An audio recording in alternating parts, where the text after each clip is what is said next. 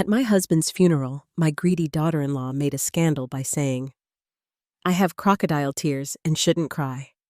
What silenced her was the will. I'm glad to have you here. Follow my story until the end and comment the city you're watching from, so I can see how far my story has reached. The church was filled with flowers, lilies and roses, Robert's favorites. Their sweet scent hung in the air, but all I could smell was the bitter tang of grief. My hands trembled as I sat in the front pew, staring at my husband's casket. 45 years together, gone just like that. Are you all right, Mom? My daughter Laura squeezed my hand, her eyes red-rimmed from crying. I nodded, unable to speak. What was there to say? Robert was gone, and no words could fill the void he'd left behind. My Robert, my rock, for nearly half a century. People had been arriving all morning. Old friends, colleagues, neighbors, all dressed in black, their faces solemn as they offered condolences. Some I barely recognized. Faces from the past that Robert had kept in touch with while I faded into the background, as wives often do. I spotted my son David entering through the side door, his wife Angela close behind him. My heart lurched at the sight of them. David looked so much like his father, tall with the same strong jaw and kind eyes. But those eyes were cold today, distant. Angela guided him with a hand on his back, her designer black dress and pearl necklace looking more appropriate for a business meeting than a funeral. They hadn't visited Robert in the hospital, not once during those final weeks. Always too busy, too many excuses. I should go say hello to your brother, I whispered to Laura. Mom, don't. Not now. Laura's voice was tight. She and David hadn't spoken in months. Not since the argument about Robert's medical care. Angela had insisted hospice was the best option while Laura wanted to try an experimental treatment. The siblings had drawn battle lines, and I was caught in the middle watching my husband slip away as my children fought. The service began. The pastor spoke of Robert's life, his accomplishments, his love for his family. I barely heard the words. My mind was filled with memories. Our wedding day, the birth of our children, quiet evenings on the porch, watching the sunset holding hands even after decades together. Then it was time for family to speak. Laura went first, her voice breaking, as she shared stories of her father teaching her to ride a bike, helping with science projects, walking her down the aisle. David declined to speak. Instead, he sat rigidly beside Angela, who kept whispering in his ear. Finally, it was my turn. My legs felt like lead as I approached the podium. I looked out at the sea of faces, some familiar, many not. Robert was... I began, my voice cracking. Robert was everything to me. My husband, my best friend, my partner in all things. Tears flowed freely now, and I didn't try to stop them. 45 years of love deserved these tears. We had our struggles like any couple, I continued, but we always faced them together. That's what marriage is, standing together through the good and the bad. From the corner of my eye, I saw Angela lean over to whisper something to the woman beside her. Her lips curled in what looked like a smirk. I tried to focus on my words, on honoring Robert, but my voice faltered. I will miss him every day for the rest of my life, I managed to say before the tears overwhelmed me. As I returned to my seat, I heard it. Angela's voice, not quite a whisper, loud enough for those around us to hear. Look at those crocodile tears. She shouldn't even be crying. Everyone knows they were practically separated. The words hit me like a physical blow. I froze mid-step, unable to breathe, unable to move. Gasps rippled through the gathering. Laura half rose from her seat, fury on her face. "How dare you!" someone muttered. But it was David's reaction that cut deepest. He didn't defend me. He didn't contradict his wife. He simply looked away, his face flushed with embarrassment. Not for Angela's behavior, but for me. I somehow made it back to my seat, my entire body numb. 45 years of marriage reduced to gossip and lies at my husband's funeral, and my own son sitting silently while his wife tore my grief to shreds. The rest of the service passed in a fog. I didn't hear the final prayers or the announcements about the reception. I could only feel the stares, the whispers, the judgment. As we filed out of the church, Angela walked ahead with David, her head held high. She turned once to look at me, triumph gleaming in her eyes. But there was one more thing to endure, something neither Angela nor David knew was coming. Robert's will was to be read immediately after the service at his specific request, and despite the humiliation burning in my chest, I couldn't help but feel a flicker of something else as I watched Angela strut ahead. Robert had always been a meticulous planner, and he had seen through Angela long before I had. The first time I met Angela, alarm bells rang in my head. She was charming, too charming. Her laugh was practiced, her interest in our family history too eager. Robert squeezed my hand under the dinner table that night, a silent signal we'd developed over decades. He felt it too. "She's just trying to impress us," David had insisted later when I carefully voiced my concerns. He was 37, then beginning to worry he'd never find someone. Angela was beautiful, intelligent, and apparently smitten with him. Who was I to stand in the way of my son's happiness? The wedding was lavish, far more elaborate than David had ever wanted, but Angela had insisted, and somehow my practical, frugal son agreed to spend nearly his entire savings on the event. Robert and I contributed what we could, though Angela made it clear our offering was inadequate. "Your parents don't really understand the importance of appearances, do they?" I overheard her telling David during the reception. "It's sweet in an old-fashioned way." The changes in David were subtle at first. He called less frequently. Family dinners became monthly, then quarterly. When they did visit, Angela always had a reason to cut the evening short. "David needs his rest. He's been working so hard," she would say. Though my son's eyes showed he wanted to stay. Then came the excuses. Missed birthdays, canceled holidays, forgotten anniversaries, always with profuse apologies, always with promises to make it up next time. And next time rarely came.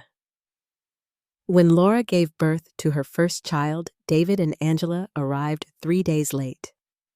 "We had a charity event," Angela explained, not bothering to hide her disinterest in her new niece. "You know how important these connections are for David's career. The charity events, the business dinners, the networking opportunities, they all seem to coincide with family gatherings." Angela made sure David's calendar was perpetually full, leaving little time for visits or phone calls.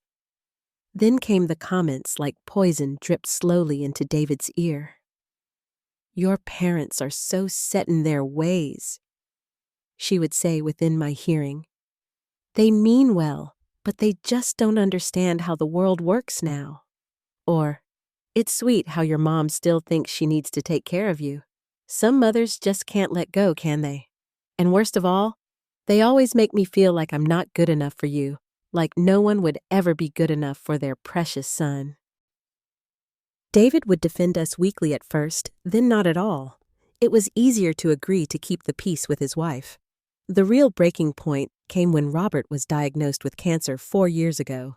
The doctors were optimistic. They had caught it early, but the treatment would be aggressive, expensive. "We should discuss care options," Angela said during a tense family meeting.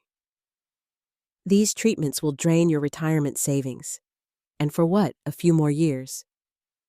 Even David looked shocked at her callousness. but Angela quickly backtracked, tears filling her eyes. "I'm just worried about you both," she said, squeezing my hand with perfectly manicured fingers. "I want what's best, and sometimes that means making hard choices." Somehow she turned her cruelty into concern, and David, desperate to believe his wife wasn't calculating the financial burden of keeping his father alive, accepted her explanation. When Robert recovered after the first round of treatment, I could see the disappointment in Angela's eyes. She had been counting on his illness to give them access to our savings, modest as they were. The questions started soon after. Had we updated our will?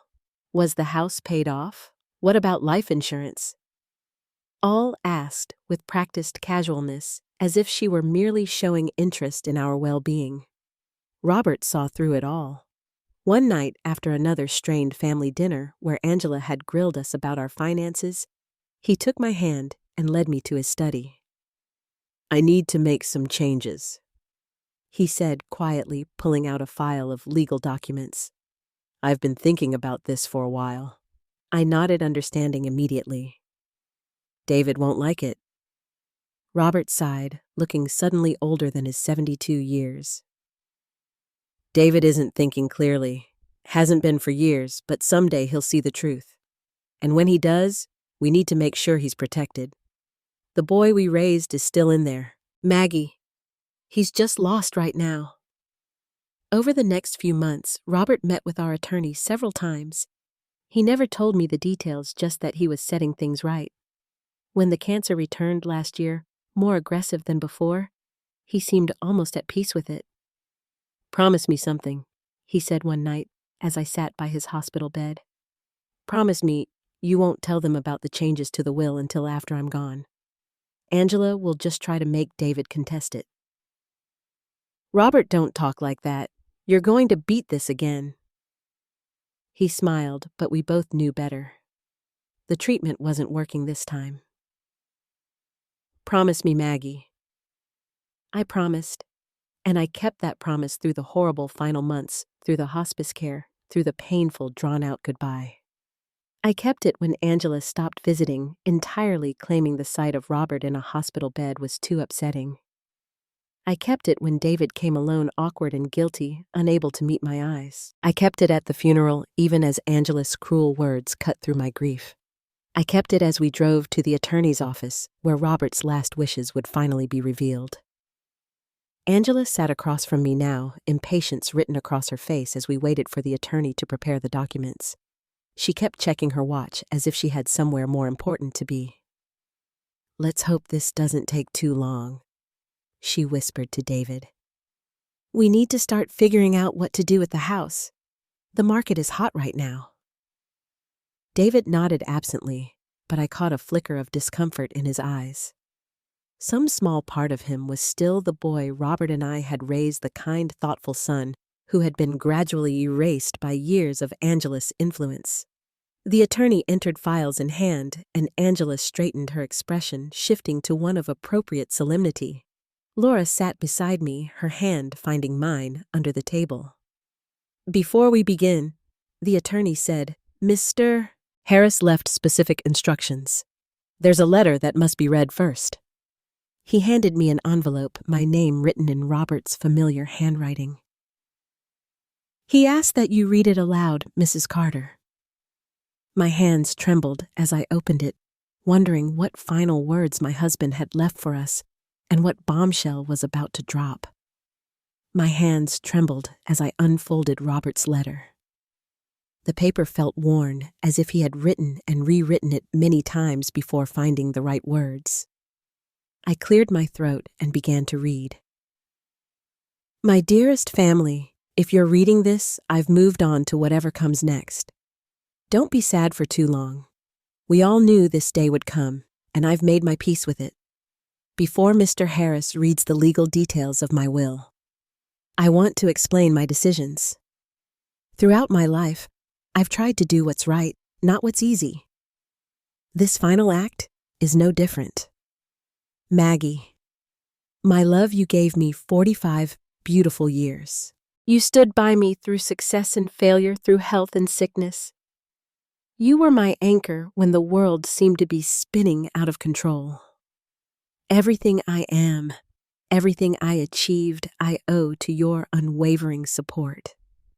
David, my son, I've watched with a heavy heart as you've drifted away from the values your mother and I tried to instill in you. I don't blame you. We all lose our way sometimes. I hope one day you'll remember who you really are. Laura, my girl, thank you for your strength, especially during my illness.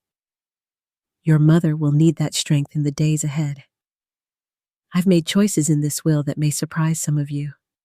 They weren't made in anger or spite, but with clear eyes and a full heart.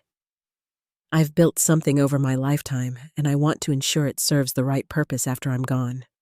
Love always, Dad. I folded the letter, my vision blurred with tears. The room was silent except for Angela's impatient finger tapping against the polished conference table. Mr. Harris Roberts' attorney for over 30 years cleared his throat and adjusted his glasses. Now to the formal reading of the last will and testament of Robert Carter.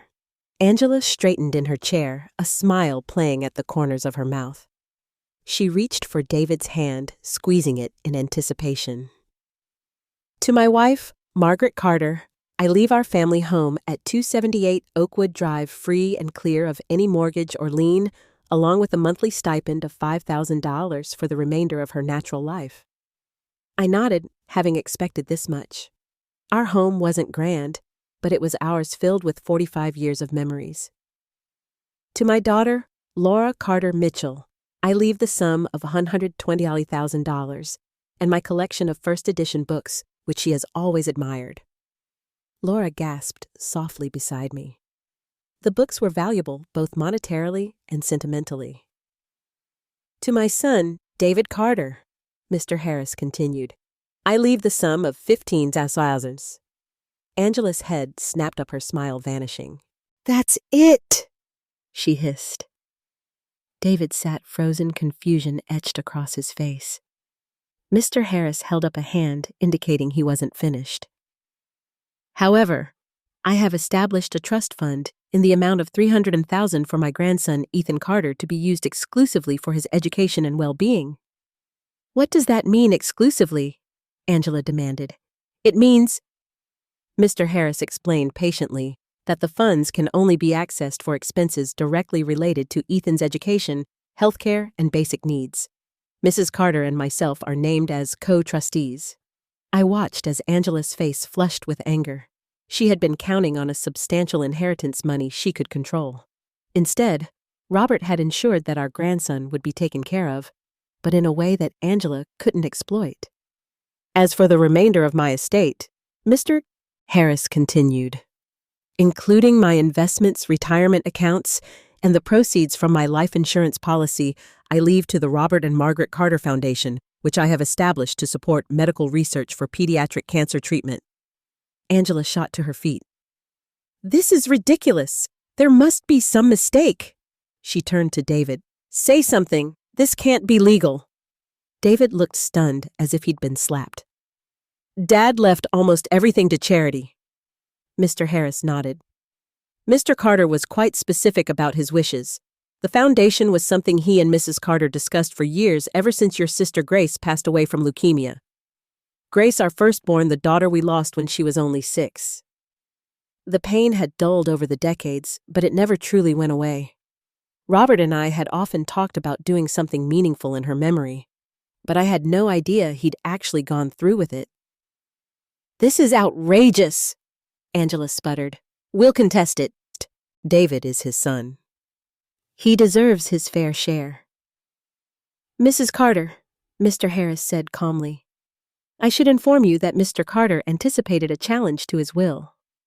He left extensive documentation explaining his decisions, including detailed records of financial assistance already provided to David over the years, totaling well over $350,000. Contesting the will would make these records public. David's face paled. The loans he'd asked for over the years, money for business ventures that never materialized, for the down payment on the house Angela insisted they needed, for the luxury car she claimed was essential for making the right impression.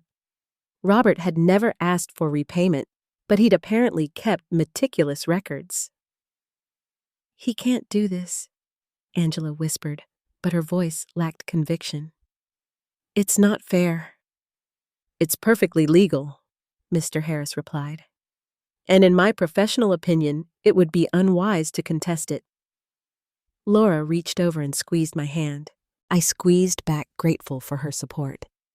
I hadn't known about this part of Robert's plan, but I wasn't surprised.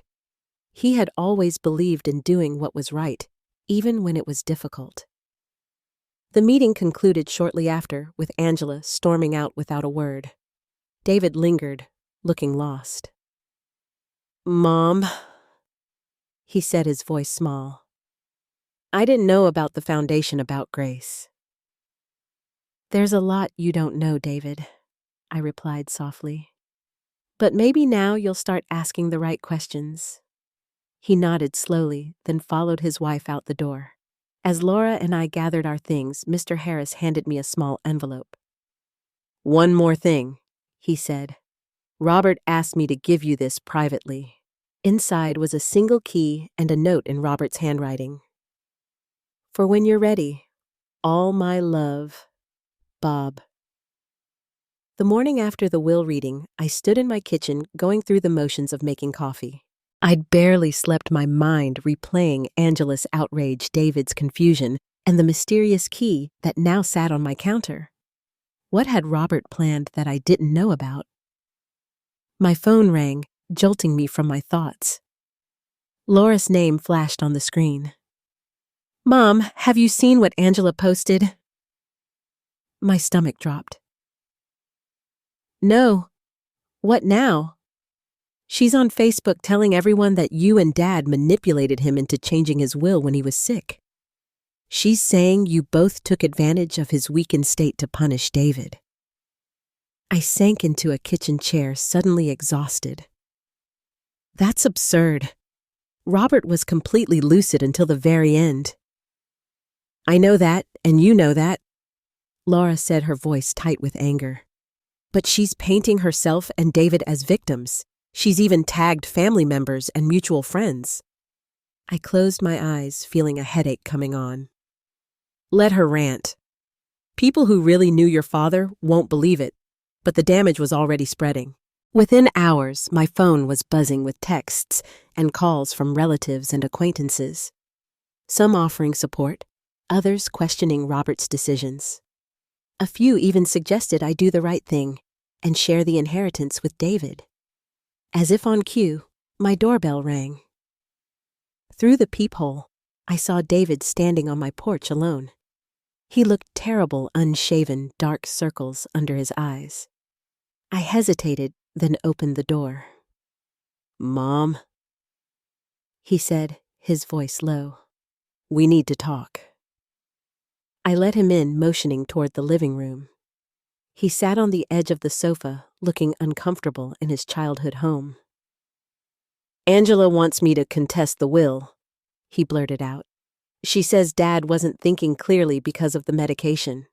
She says we can prove he was being manipulated." "By me, you mean?" My voice was flat. David had the decency to look ashamed. "I didn't say that, but she did." He ran a hand through his hair, a gesture so reminiscent of Robert that my heart ached. "She's upset. We were counting on the inheritance to pay off some debts." "What kind of debts, David?" He looked away. "Angela has expensive tastes, and her business ventures haven't been as successful as she claims. So she married you expecting your father's money to solve her problems? That's not fair, Mom. Isn't it? When's the last time she showed any genuine interest in your father and me, in this family?" He didn't answer, which was answer enough.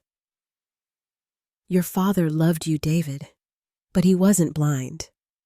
He saw what was happening, how Angela was isolating you, how she was always angling for money. Dad could have talked to me if he was concerned, David argued weakly. Would you have listened? I challenged. Or would you have reported everything back to Angela, who would have convinced you we were just being difficult as usual? His silence confirmed what I already knew. If you contest the will, I said quietly, you'll lose and you'll destroy whatever relationship we have left. Is that what you want? No, he whispered. But I don't know what to do. Angela's furious. She says I have to choose between her and you. My heart broke for my son, trapped in a marriage built on manipulation and control. That's not love, David. That's possession. He stood abruptly. I should go. I needed to see you. David, I called as he reached the door. Your father left something for you. Something that's not in the will. He turned confused. What? A chance to remember who you really are. After he left, I sat alone in the quiet house. Memories of Robert surrounding me. His favorite armchair still holding the impression of his body. The collection of model trains he'd been working on. The family photos that chronicled our life together. I picked up the mysterious key again, turning it over in my hands. What had Robert left for me to find? That evening, as I was sorting through a stack of sympathy cards, the doorbell rang again. This time it was Angela, perfectly put together in an expensive suit, her face a mask of practiced concern. Maggie, she said, her voice syrupy sweet. I thought we should talk woman to woman. I almost shut the door in her face, but curiosity got the better of me. I stepped aside, letting her enter. She glanced around the living room, assessing everything with a critical eye. This house has so much potential. With the right renovations, it could be quite valuable. It's not for sale, I said flatly. Her smile didn't reach her eyes. Of course not, but let's be practical. This place is too big for just you, and maintaining it will be expensive. I'll manage. She sat without being invited, crossing her legs elegantly. I'll be direct. David deserves his fair share of his father's estate. Robert wasn't thinking clearly when he made those changes. If you agree to contest the will with us, we could come to an arrangement that benefits everyone. Everyone meaning you? I said. Her smile tightened. This foundation is a lovely idea, but charity begins at home. Don't you think David is Robert's son? His only son? Robert knew exactly what he was doing, I replied. And so do you, Angela. You've never cared about this family. You've only cared about what you could get from us. Her fad cracked just for a moment. You've never liked me. You've poisoned David against me from the beginning. No, Angela, you've done that all by yourself. She stood smoothing her skirt. Fine, have it your way. But remember this, David will choose me. He always does. And when he does, you'll be completely alone. After she left, I sat in Robert's chair, feeling the weight of her threat. Was she right? Would David choose her, as he had so many times before? The thought of losing my son completely made my chest ache. That night, I dreamed of Robert. We were young again, walking along the beach where we'd spent our honeymoon. Trust me, dream, Robert said, smiling that familiar smile. Everything will be all right. I woke with tears on my face, but also with a sense of peace. Whatever came next, I would face it with the strength Robert had always seen in me. The next morning, I received a text from David. Angela wants me to move out of state. She says there's nothing for us here anymore. My heart sank. So this was her plan to physically remove David from whatever influence I might still have over him, to complete the isolation she'd been working toward for years. I stared at the phone, unsure how to respond. Then, my eyes fell on the mysterious key Robert had left me. It was time to discover what it unlocked. In our bedroom closet behind Robert's suits was a small safe I'd never paid much attention to. Robert had kept important papers there, but I'd always left that kind of thing to him. With trembling fingers, I inserted the key into the lock. Inside was a manila envelope with my name on it. And as I opened it, I finally understood Robert's last gift to me and to David. It was evidence, damning evidence that would change everything. With shaking hands, I spread the contents of the envelope across the dining room table. The same table where our family had once shared meals, celebrated birthdays, played board games on rainy Sundays. Now it held the proof of Angela's deception. Bank statements showing large withdrawals from David's accounts transferred to accounts solely in Angela's name. Credit card statements revealing purchases of luxury items while she claimed they were struggling financially. Screenshots of private messages between Angela and her friends mocking our family, calling Robert and me walking ATMs, discussing how she planned to cash in once Robert passed away. Most damning of all was a consultation letter from a divorce attorney dated just 3 months ago. Angela had been planning to leave David after she secured what she believed would be his substantial inheritance. I sat heavily in a chair, my heart breaking for my son. How would I tell him? Should I tell him Robert had left this evidence for me, but using it would devastate David? Yet hiding it might condemn him to years more of Angela's manipulation. Before I could decide, my doorbell rang again. I hastily gathered the papers, returning them to the envelope before answering. It was David, looking even worse than before. His eyes were red-rimmed, his clothes rumpled. "Mom," he said, his voice low. "Can I come in?" I stepped aside, noticing the small suitcase beside him. What happened? He walked past me into the living room, sinking onto the couch like his legs couldn't hold him anymore. "Angela and I had a fight. A bad one." I sat beside him waiting. "She wants me to cut ties with you completely. She says, either I choose her or I choose you." He ran a hand through his disheveled hair.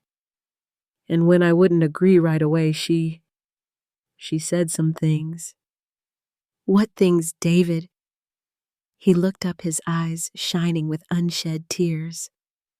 "That she never really loved Dad, that she was just waiting for him to die so we could get the money. That you and I were nothing but stepping stones to the lifestyle she deserves." I took a slow, careful breath. "And what did you say?" "I left." He gestured to the suitcase. "I just grabbed some clothes and walked out. I didn't know where else to go." Despite everything, my heart swelled with a cautious hope. This was the first time in years David had chosen me over Angela. But I knew it wasn't that simple. Angela wouldn't let him go without a fight. "You can stay here as long as you need," I said. He nodded, then noticed the envelope I'd set on the coffee table. "What's that?" I hesitated. Was it the right time? Would it push him away again? But looking at my son, truly seeing him for the first time in years, vulnerable and hurt, I knew I had to trust him with the truth. "Your father left this for me," I said, opening the envelope. "I think he wanted me to use it if necessary." Silently, I handed him the documents. I watched his face as he read through them, shocked disbelief, anger, and finally a deep, overwhelming sadness. "How did Dad get these?" he whispered. "I don't know. He never told me about any of this." David set the papers down carefully, as if they might burn him. "All this time," he said, his voice breaking, "all this time, I defended her. I chose her over you and Dad. I believed her when she said you were trying to control me, that you didn't want me to be happy." "She was very convincing," I said gently. "That's no excuse." He stood suddenly pacing the room. "I should have seen it. I should have known who she really was." "David." "No, Mom. I was blind, willfully blind, and I hurt you and Dad because of it." I crossed the room to him, taking his hands in mine. They were so like Robert's hands, strong, capable. "Your father never stopped loving you. Neither did I." His shoulders slumped. "How can you forgive me so easily?" "Because that's what parents do." I squeezed his hands. "And because I know the real you is still in there. The boy your father and I raised, kind, thoughtful, honest. Angela didn't destroy him. She just buried him for a while." David pulled me into a hug, something he hadn't done in years. For a moment, we just stood there, mother and son, beginning the long process of healing. That night, after David had settled into his old bedroom, I sat in Robert's chair, feeling his presence all around me. "You knew, didn't you?" I whispered to the empty room. "You knew she would push too far eventually." The next morning, over coffee, David and I began the difficult conversation about what came next. He was determined to file for divorce, but worried about Ethan. "Angela will try to use him as leverage," he said. "She already threatened to limit my access if I don't do what she wants." Before I could respond, my phone rang. It was Laura. "Mom, have you seen Facebook?" she asked without preamble. "Angela's posting horrible things about David, now claiming he abandoned her and Ethan." David's face hardened as I relayed Laura's message. "That's it," he said. "I'm not letting her control the narrative anymore." He pulled out his phone and began typing furiously. I watched as my son, who had been so passive for so long, finally took a stand. "I've been silent too long," he read aloud as he typed. "Out of respect for my late father and my family, I've let rumors and accusations go unanswered. But I can't stay silent anymore. The truth is that my marriage has been built on deception and manipulation. My wife married me for financial gain, not love. My parents saw what I refused to see. Dad, if you're watching, I finally understand what you were trying to tell me. I'm sorry it took me so long." He hit post, then looked up at me. "It's not enough, but it's a start." Within minutes, his phone began buzzing with notifications, friends expressing support, family members offering help, and of course, a string of furious texts from Angela. "She's threatening to take Ethan and move out of state," David said, his voice tight with worry. "She says I'll never see him again." I thought of the evidence in the envelope, the financial misconduct, the planned divorce, the private messages revealing Angela's true character. Robert had provided us with everything we needed. "She won't take Ethan anywhere," I said with newfound determination. "Your father made sure of that." David looked at me, a spark of hope in his eyes for the first time in days. "What do you mean?" "I mean, Robert Carter was always 3 steps ahead of everyone else," I replied, reaching for the envelope. "And he left us a roadmap for dealing with Angela."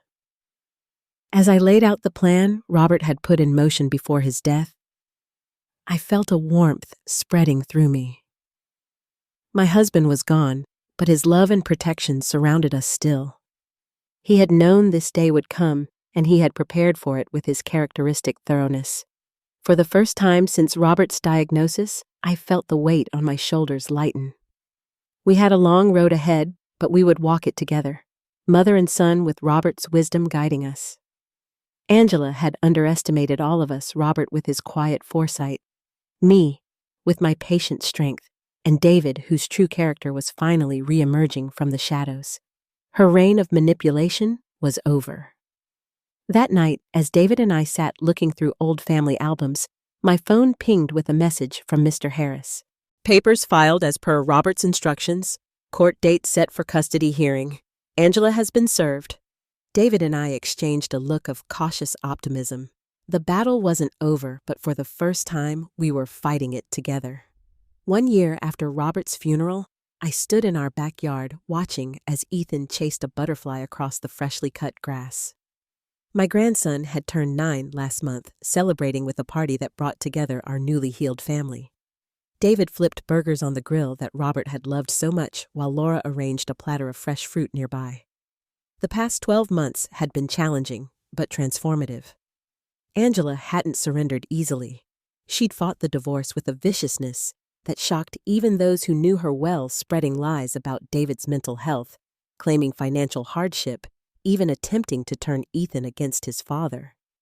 But Robert's evidence had proven decisive. The financial records showing Angela's deception, the consultation with the divorce attorney, the damning messages discussing her plans to leave David after securing his inheritance. They painted a clear picture of a calculating woman who had married for money, not love. The judge had awarded David primary custody with Angela granted supervised visitation until she completed counseling. She'd left the state shortly after moving to Florida with a new boyfriend. Her visits with Ethan had become increasingly infrequent. "Mom," David called from the grill. "These are almost ready." I nodded, smiling as he expertly flipped a burger just the way Robert had taught him. My son had changed so much over the past year, shedding the passive shell he'd developed during his marriage to Angela. The real David, thoughtful kind, confident, had finally re-emerged. He'd moved into a small house just 3 blocks away, close enough for Ethan to walk to my place after school. Our relationship had healed slowly, painfully at times, as we navigated decades of hurt feelings and misunderstandings. But we'd persevered, just as Robert would have wanted. "Grandma, look," Ethan called, holding up a caterpillar he'd discovered. "Can we put it in a jar and watch it turn into a butterfly?" "Of course, sweetheart," I replied. "Your grandfather would have loved that. He always had jars of interesting creatures when your dad was little." Ethan grinned, revealing a missing front tooth. "Dad said Grandpa Robert knew everything about nature." "He knew quite a lot," I agreed. I said, feeling the familiar ache that came whenever Robert was mentioned. The pain had softened over time, transforming from a sharp stab to a gentle ache, like an old injury that flares up in cold weather. After lunch, while the kids played a board game on the patio, David helped me clear the dishes. We worked in comfortable silence until he spoke. "I found something yesterday going through some old boxes in the garage." He reached into his pocket and pulled out a small worn leather notebook. "I think it's Dad's journal." My heart skipped a beat as I recognized it. Robert had carried that notebook everywhere during the last year of his life, jotting down thoughts and observations. I'd assumed it was lost. "Have you read it?" I asked. David shook his head. "It didn't feel right without you." We sat at the kitchen table, the journal between us. With trembling fingers, I opened to the first page dated shortly after Robert's diagnosis. "I've been thinking about legacy," Robert had written in his familiar slanted handwriting. "Not the money or property. Those are just things. The real legacy is the values we pass down, the lessons we teach, the love we share that continues after we're gone." I read aloud, my voice soft. David listened intently, occasionally wiping away a tear. Page after page revealed Robert's thoughts during his final months. His concerns for David, his pride in Laura, his undying love for me, and his careful planning to protect us all after he was gone. Near the end of the journal, one entry stood out. "Maggie thinks I'm being too harsh with the will. She believes David will eventually see through Angela without my intervention. Perhaps she's right. She usually is about these things, but I can't leave it to chance. I've seen the pain in my son's eyes, the way he's torn between his wife's demands and his love for his family. I have to give him a clear path back to us, even if it means making difficult choices now. I have to trust that the young man Maggie and I raised is still in there fighting to get out.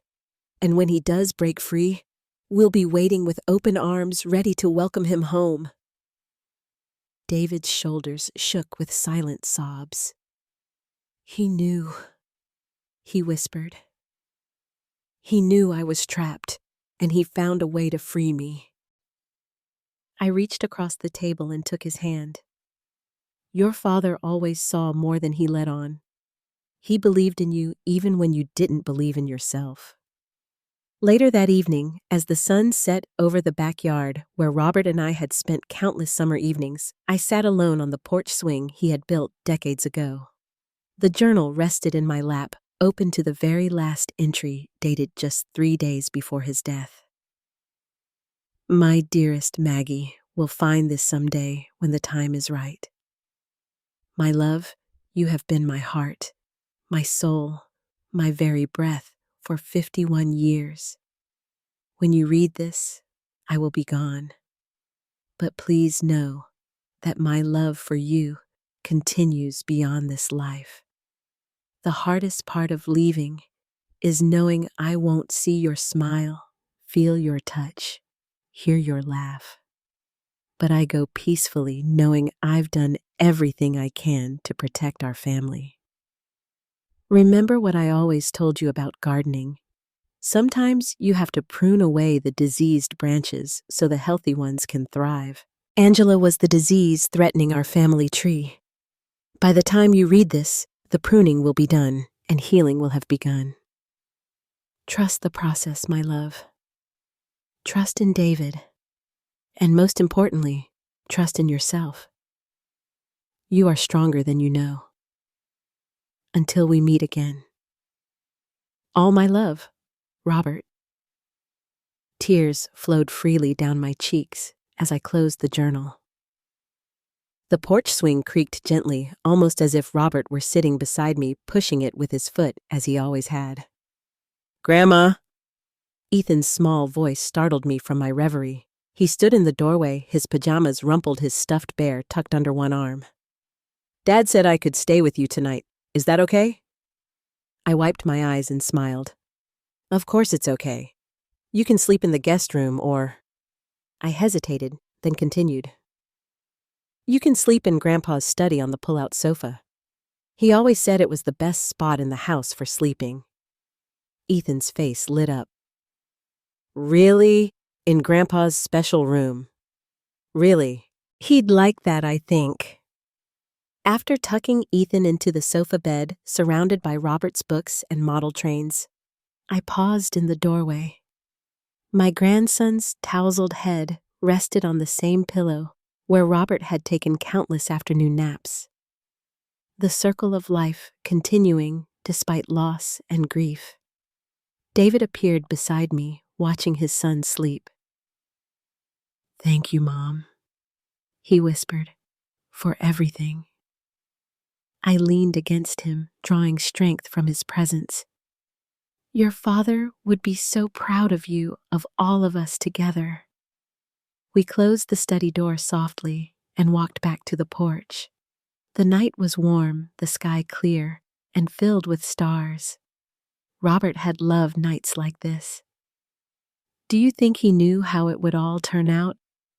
David asked, gazing up at the constellations his father had taught him to identify as a child. I thought of the journal of Robert's careful planning of the way he had orchestrated his final act of love from beyond the grave. Yes, I said with certainty. He knew exactly what he was doing. He always did. As we sat in comfortable silence, I felt a sense of peace wash over me. The pain of losing Robert would never completely disappear. But it had been transformed into something beautiful, a renewed family stronger than before, bound together by love that transcended even death. Robert's last act of love had not been the will that silenced Angela's cruel accusations. It had been the path he laid out for us, guiding us back to each other when we needed it most. And for that, I would be eternally grateful.